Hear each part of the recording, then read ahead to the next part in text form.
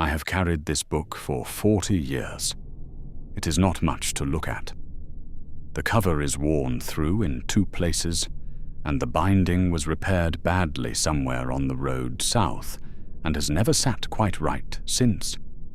Some of the early pages have faded to the point where the ink is barely legible, even to me. And I wrote it. Water damage from the 3rd week of the siege.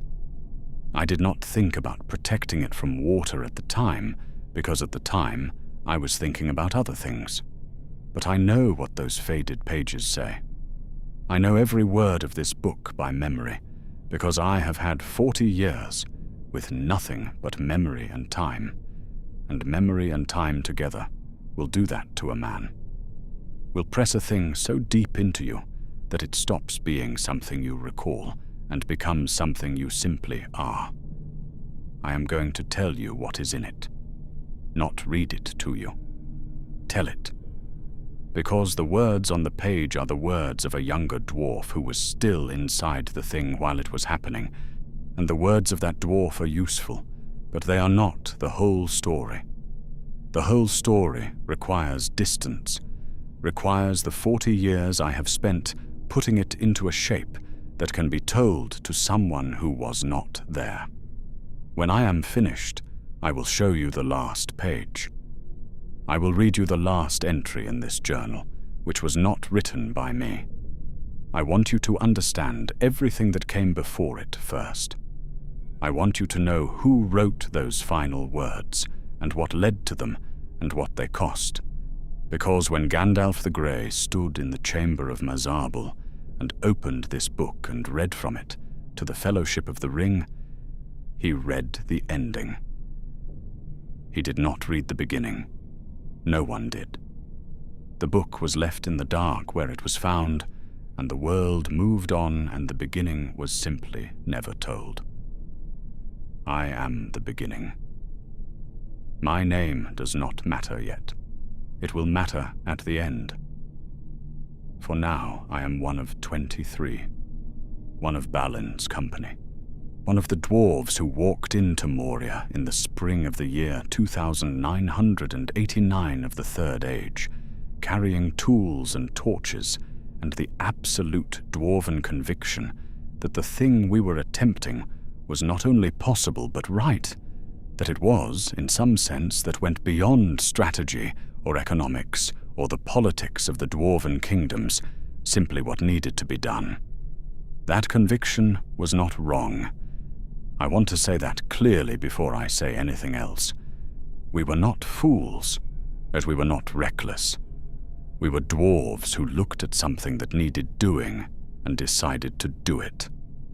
What happened afterward was not the consequence of a mistake in the deciding. It was the consequence of what was waiting in the mountain. And what was waiting in the mountain had been waiting for a very long time, with a patience that nothing living can match, and it was always going to end the way it ended. I have come to believe that. It has taken 40 years to come to believe it, and I am not certain I believe it on every day. But on most days I do, and it helps. Let me tell you about Balin first, because without Balin, there is no story. Without Balin, there are 23 dwarves living out their lives in Erebor or the Iron Hills, growing old in the ordinary way, and Moria remains dark, and the records in the chamber of Mazarbul remain unread, and the world is slightly poorer for it in ways it would never know to account for. Balin was the reason any of it happened, and understanding what he was is the only way to understand why we followed him into a mountain that had killed everyone who had tried to reclaim it for 200 years. He was not physically imposing, or that is the first thing people always get wrong when they imagine him from the songs and the histories. They picture someone large and severe, the way power is supposed to look. He was not large. He was broad, as dwarves tend to be, and he moved with the particular solidity that comes from a life of physical work. but he was not the kind of figure who commanded a room through presence alone. He commanded it through something else, through the quality of his attention. When Balin listened to you, he listened with his entire self. There was no part of him elsewhere, no wandering eye, no half-formed response, already building behind his expression while you were still speaking. He was simply there, fully there, and you felt it, and it made you want to say things worth hearing, made you want to be the person his attention suggested you were. I have met very few people in my life who had that quality, and none who had it to the degree he did. It was not a technique. It was just what he was. He had been thinking about Moria for years before he came to me. Decades, probably, since the quest for Erebor, since we stood on the lonely mountain and looked west toward the misty mountains, and he said something I barely registered at the time about how it was wrong that the greatest dwarven kingdom in history should sit empty. I had nodded and moved on.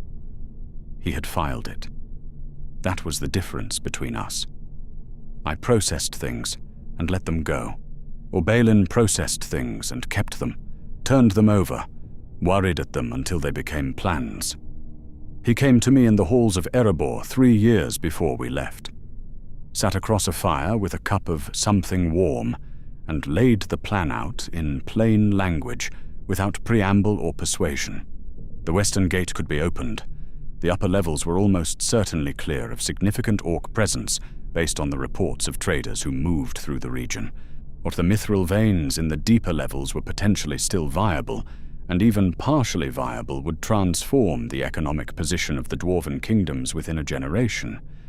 And beyond the economics, beyond the politics, there was the simple matter of what Moria was, and what it represented, and what it meant for their people to leave it empty when it did not have to be empty. "Are you in?" he said at the end of it. "Not will you consider it? Not what do you think? Are you in?" I said yes before he finished asking. I have thought about that moment many times since, whether I would make the same choice knowing what I know now. I believe I would, and I am not certain whether that speaks well of me or not. We went in on a morning in early spring. 23 of us, the full company assembled over 2 years of careful selection, each one chosen by Balin himself for specific qualities of skill or character, or both. But I will not list all the names here, because the listing would take time we do not have, and because the names deserve more than a list. They were people, each one a full person, with a history and a family and reasons of their own for saying yes when Balin asked. They deserve to be known as that, rather than as a roster. The western gate opened for Balin as if it had been expecting him. He touched the stone and spoke the old words, and the door moved. Just like that, and after 200 years of darkness, it simply opened. I wrote in the journal that night that the mountain exhaled when we entered, that there was a quality to the air coming out of it that was less like the smell of an abandoned place and more like the breath of something that had been holding itself for a very long time and had finally been given permission to let go. I was being poetic. I was younger then and allowed myself more poetry, but I still think it was accurate. Or the first days were careful and methodical, as the first days of any serious undertaking should be.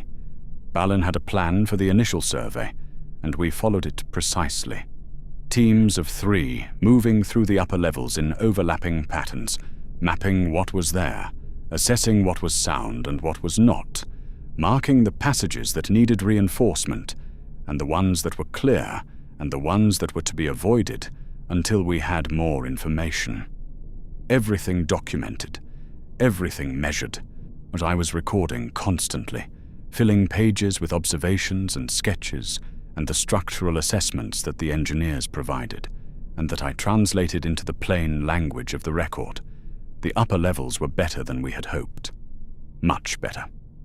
2 centuries of abandonment had left them dusty and dark, and in places damaged by the minor collapses that time produces in any underground structure. But the fundamental architecture was sound. Our ancestors had built well, or built to last in the way that dwarves build when they are building something that is meant to matter. The stone spoke of craft and intention, and the particular dwarven pride that says if something is worth doing, it is worth doing in a way that will be legible to people who come after you. It was legible to us. We understood exactly what had been built here, and we understood that it was extraordinary. The 21st hall on the 14th day. But I want to spend some time here, because it was the moment everything became real in a way that the preceding days, for all their genuine discovery, had not quite achieved. We had been finding evidence of greatness. The hall was the greatness itself.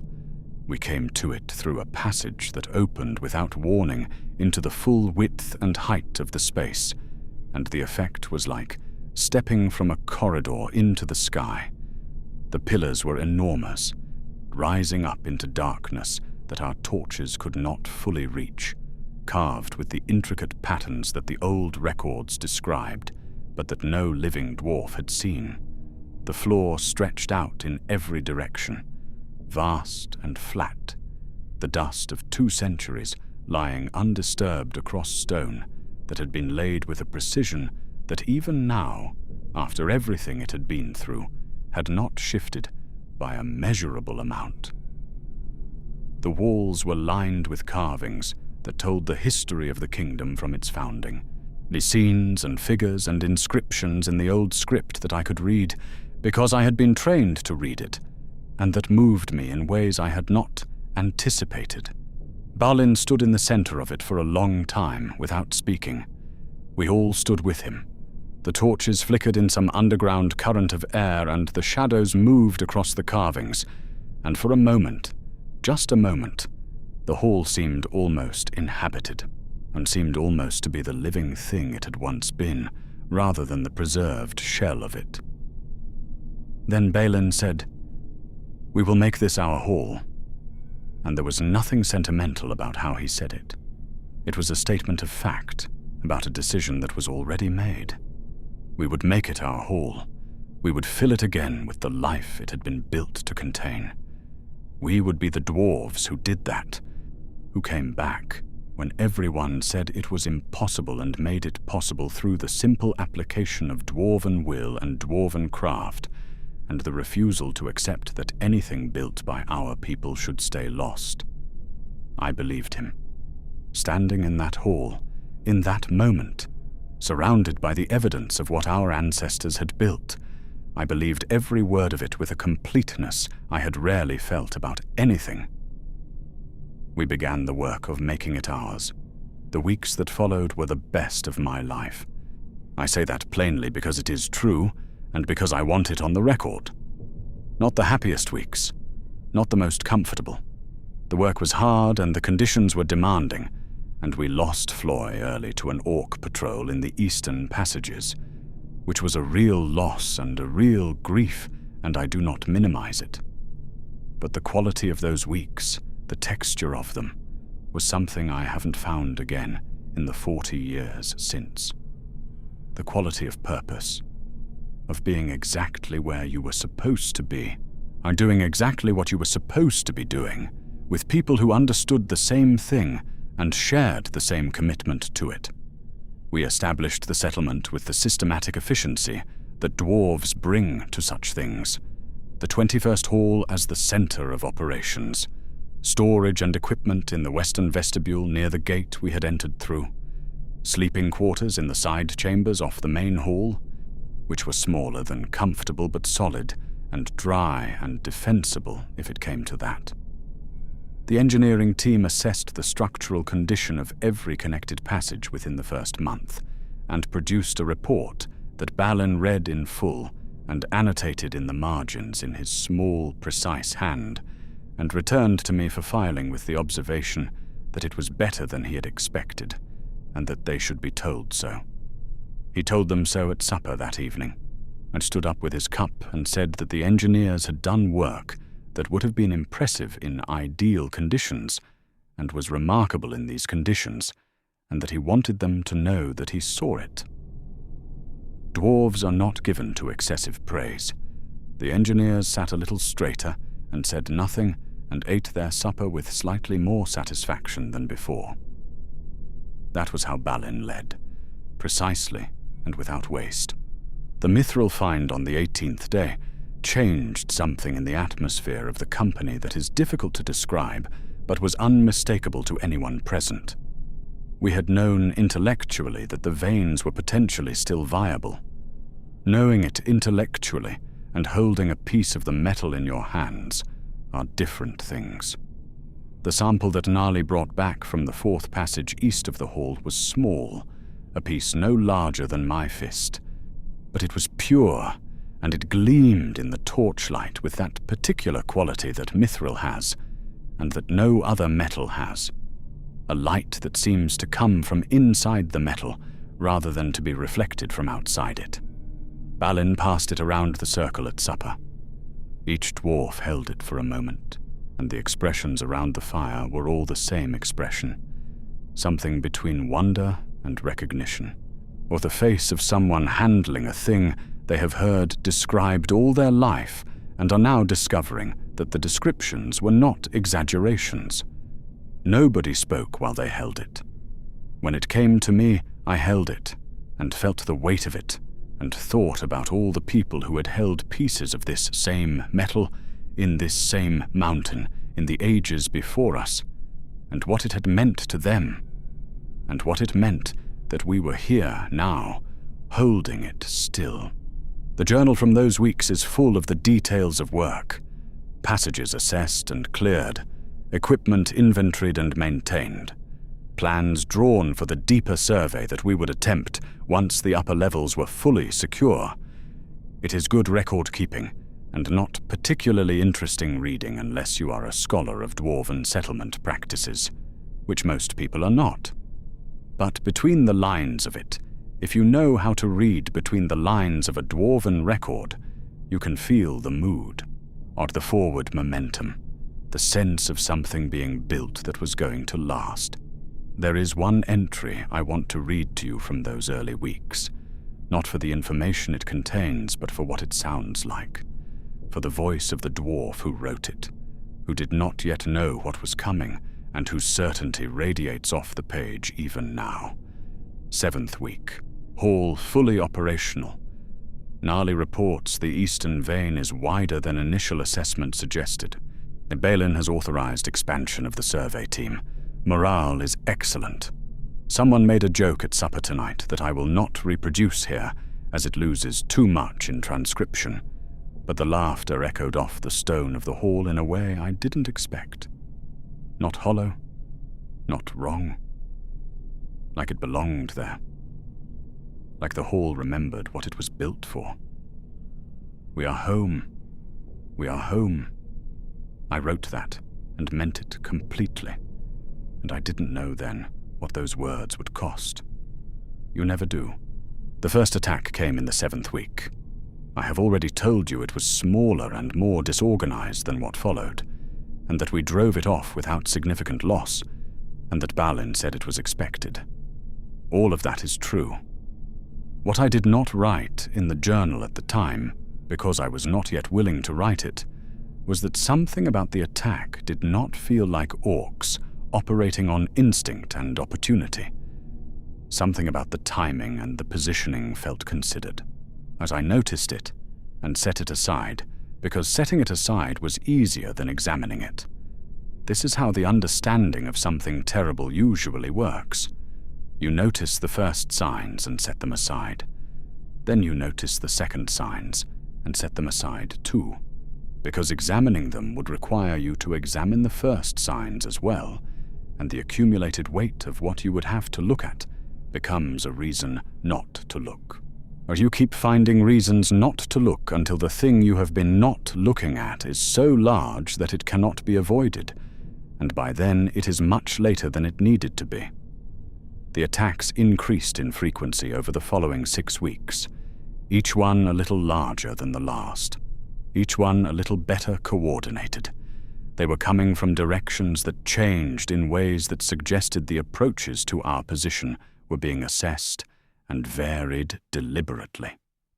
Probing, learning, we drove them off each time because we were armed and skilled and 23 strong, and each time Balin said that we had held and we would continue to hold, and that this was simply the cost of reclaiming a place that had been Orc territory for 200 years, and that the cost was worth paying. He believed this. I want to be clear about that. He was not managing us. He was not saying things he did not believe in, order to keep our spirits up. Balin had looked at the strategic situation and arrived at the conclusion that we could win this attrition, and he was not wrong to arrive at that conclusion, given the information he had. He simply did not have all the information. None of us did. The information we were missing was underground, below the levels we occupied, and it was not going to present itself until it was ready. Floyd died in the 9th week. He was carrying the banner in the eastern passages when the attack came from 2 directions at once, which is a tactic, not an instinct, and the distinction matters.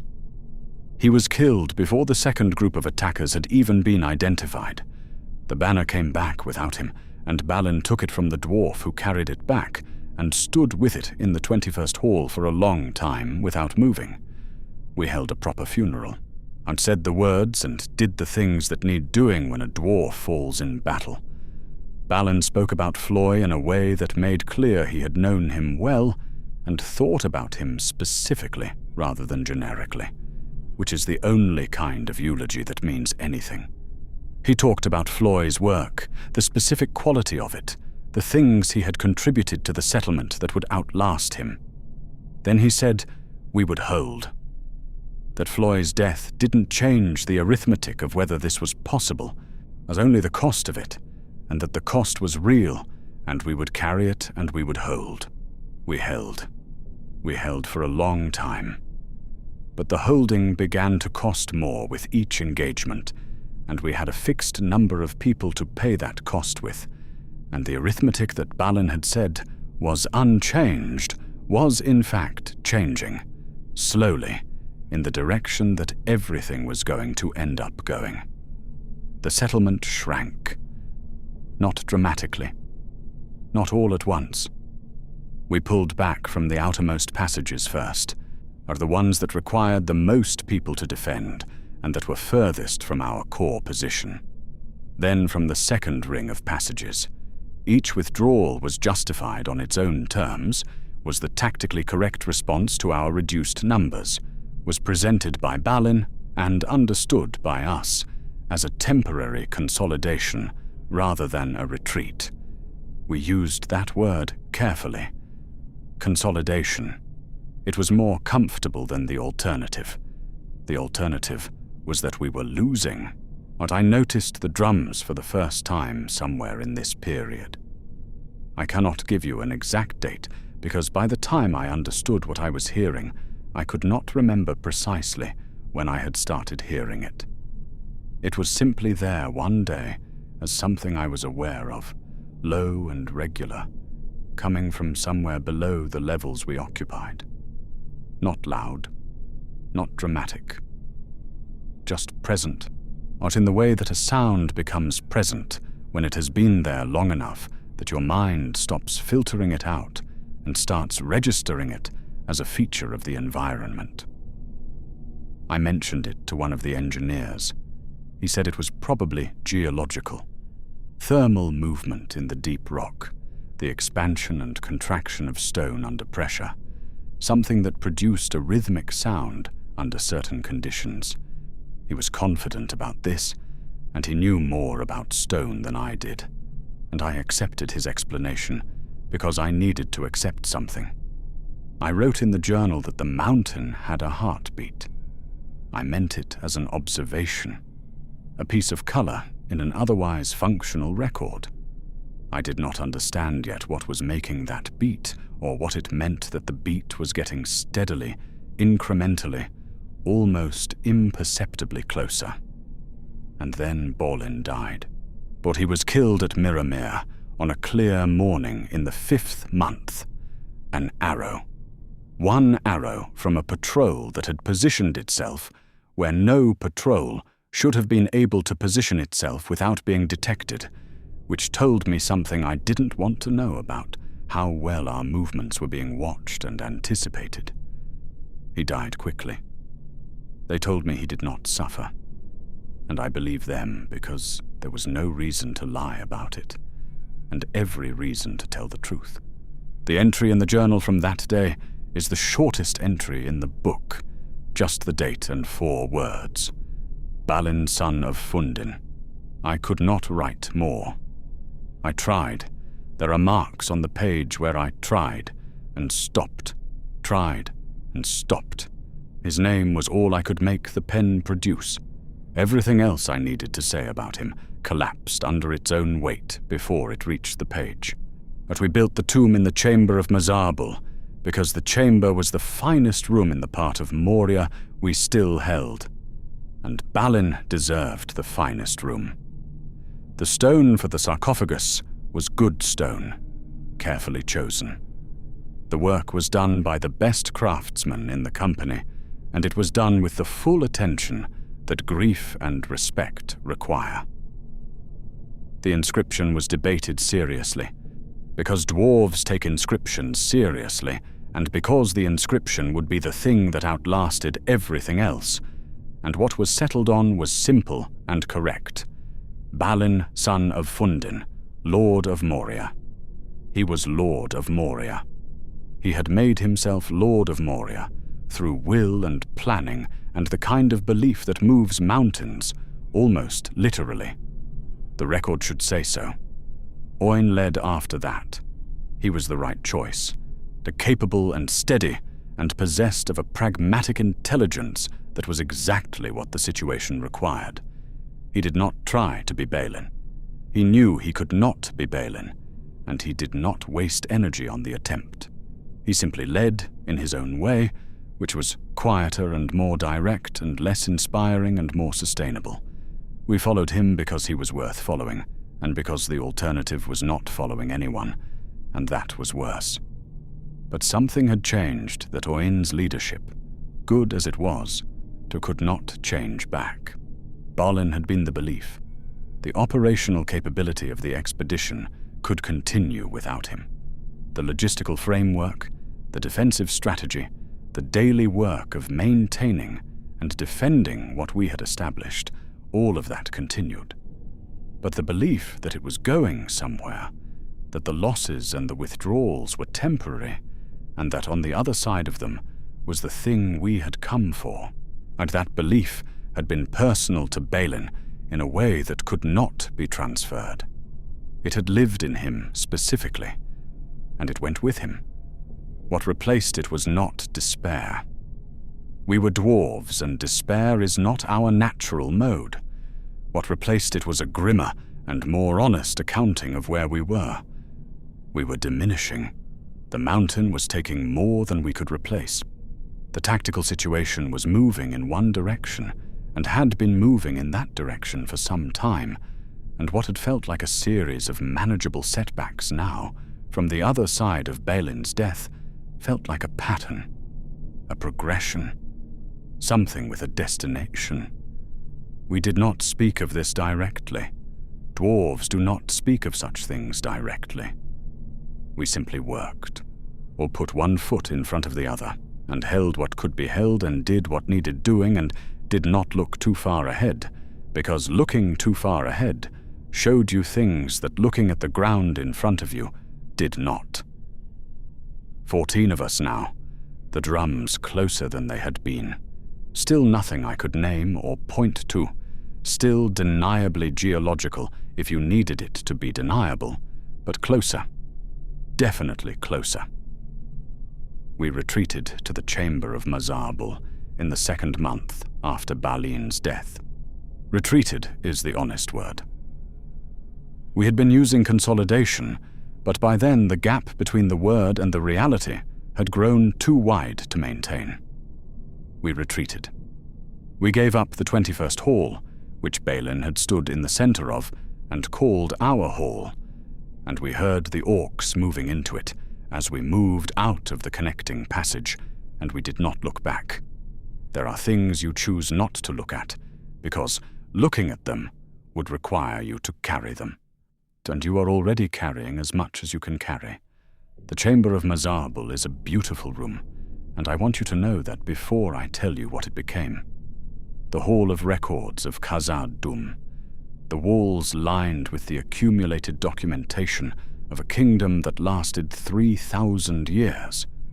Ledgers and maps and correspondence and administrative records going back to the Second Age, the kind of material that a serious scholar could spend a lifetime working through and still not fully exhaust.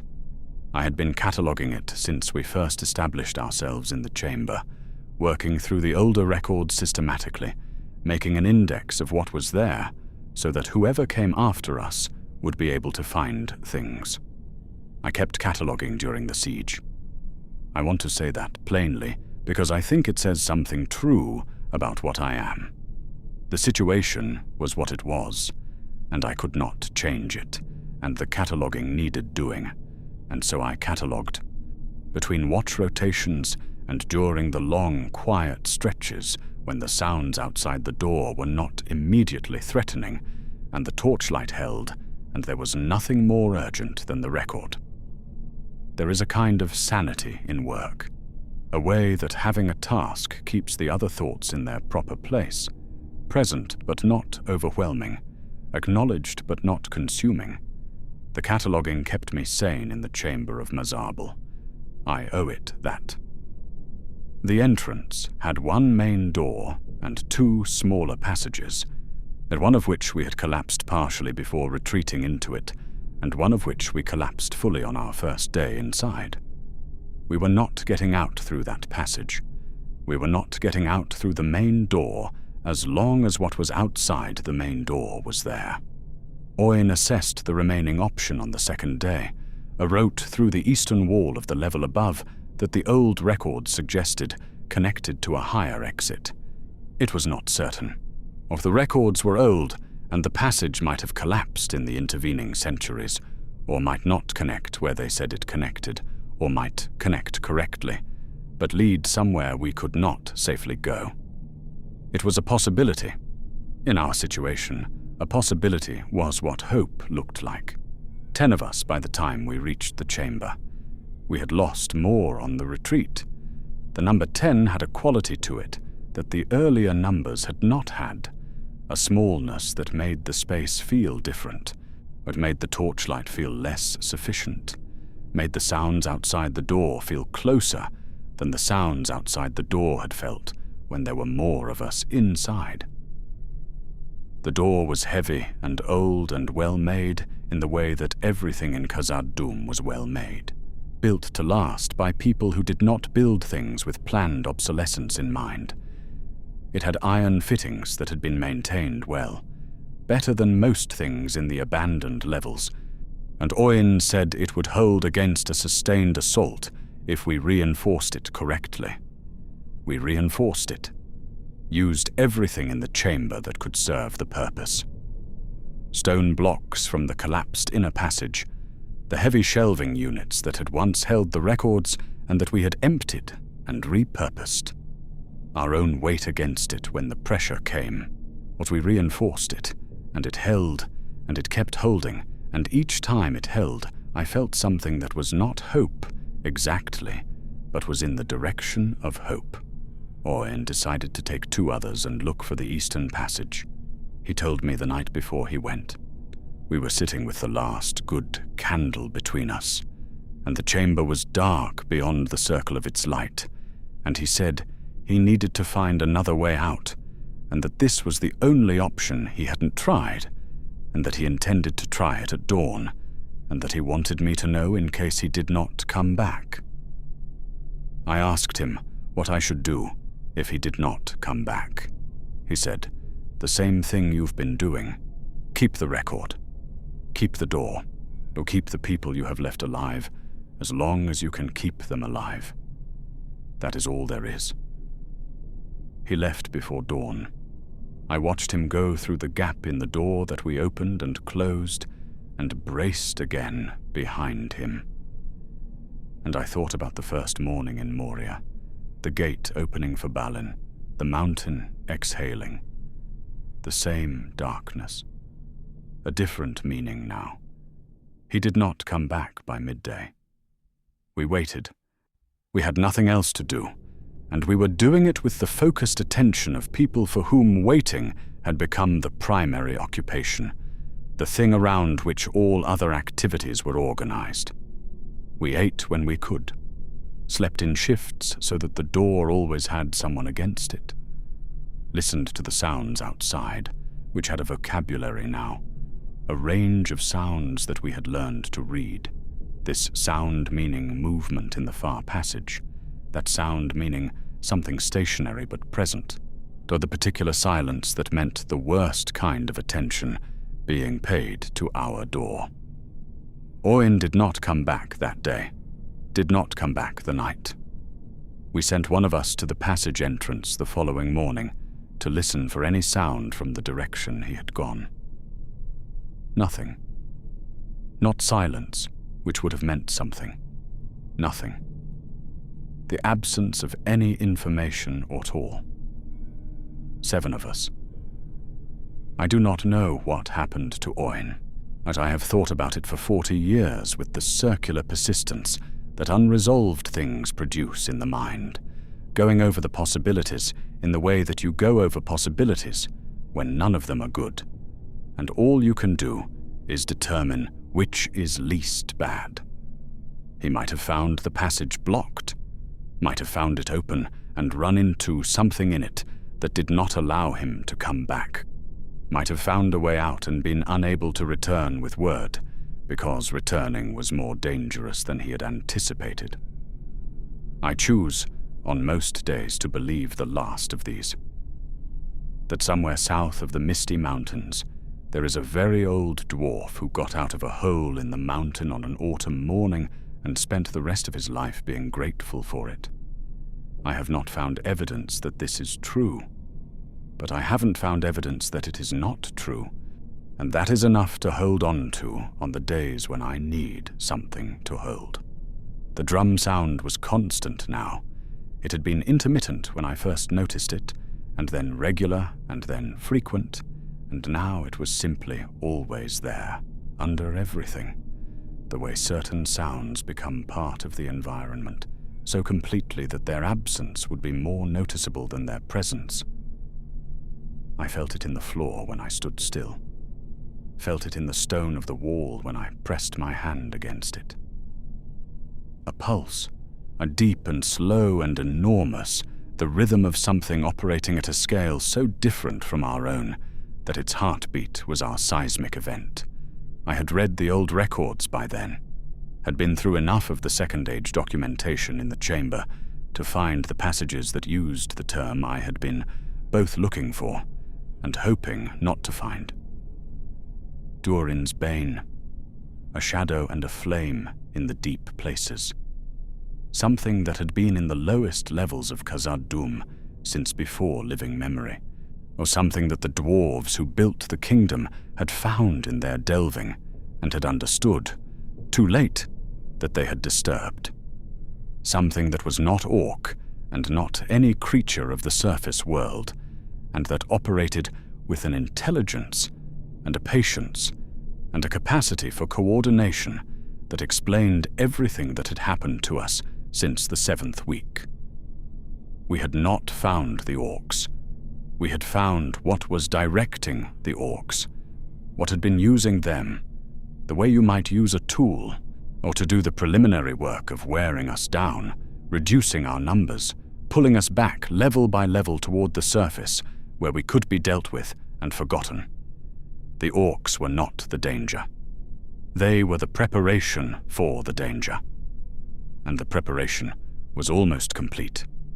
5 of us. Then 4.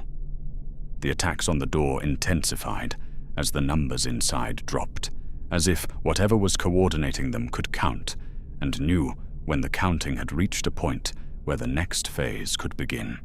Or the door held. Each time we held the door.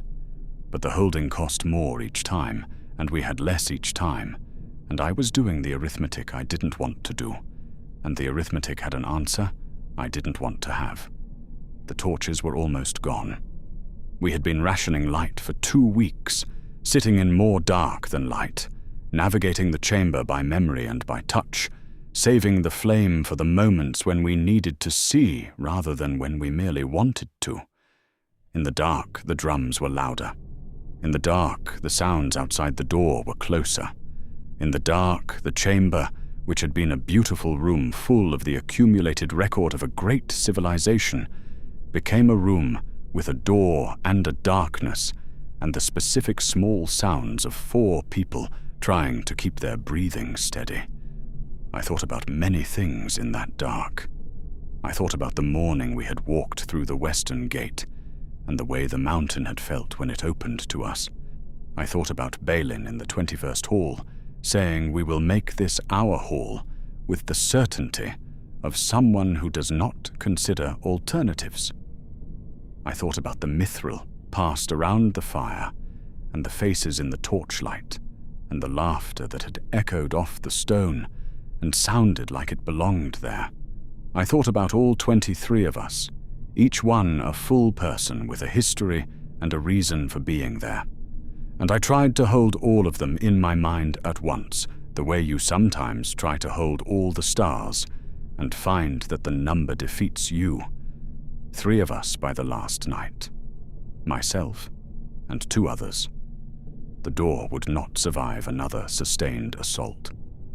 We had known this since the previous day, since the attack that had shifted one of the main iron brackets 2 inches out of the stone that held it, and 2 inches was enough to tell you everything you needed to know about what the next attack would accomplish. The drum sound was in the 21st Hall. I was certain of it by then. Not below us. Level with us. Present in the same structure we were present in, separated by stone and passage, and the door that was not going to hold through the night. The other 2 were asleep, or something like sleep, the thing that exhaustion produces that resembles sleep without having its quality. I sat against the wall of the chamber with this book in my lap, and the last stub of candle on the stone beside me, and I thought about the records I had catalogued, and the ones I hadn't reached, and the scholars who would come after us and find them. Someone would come. I had always believed someone would come. It was the belief that had kept the cataloguing going when everything else was failing, the belief that the work had a future, even when we did not. Or someone would open that gate and walk into Moria with torches, and they would find the chamber of Mazarbul, and they would find the records on the walls, and they would find this book, and they would understand what had happened here. Not just that we had come and failed, who we were, what we had tried to build. The 23 of us who had walked in with Balin in the spring, believing it was possible because Balin believed it was possible, and Balin was the kind of dwarf that belief attached to, and I wanted them to know that it had almost worked, that there had been weeks when it was working completely, and we had been home, genuinely home, in a hall that our ancestors had built for us, and that we had come back to claim. That there had been mithril in our hands, and laughter in the stone, and a dwarf king who stood in the center of the greatest hall in Middle-earth, and said, "We will make this our hall," as if the making were simply a matter of deciding. I wanted them to know Balin, as the candle was almost gone. The door would not survive the next assault. The drums were in the hall, and whatever made the drums was in the hall, and it had all the time in the world. and we had very little of it left. I reached for the journal. There was one last thing to record. Not for the scholars this time. Not for the dwarf who would come and find it. Just for the record itself. Because the record had been my life's work, and it deserved a complete account, and I was the only one left who could complete it. I turned to the last clean page. I dipped the pen. I thought of Balin saying, "We will make this our hall," and meaning it absolutely. I began to write. We cannot get out. The end comes. Drums, drums in the deep. They are coming.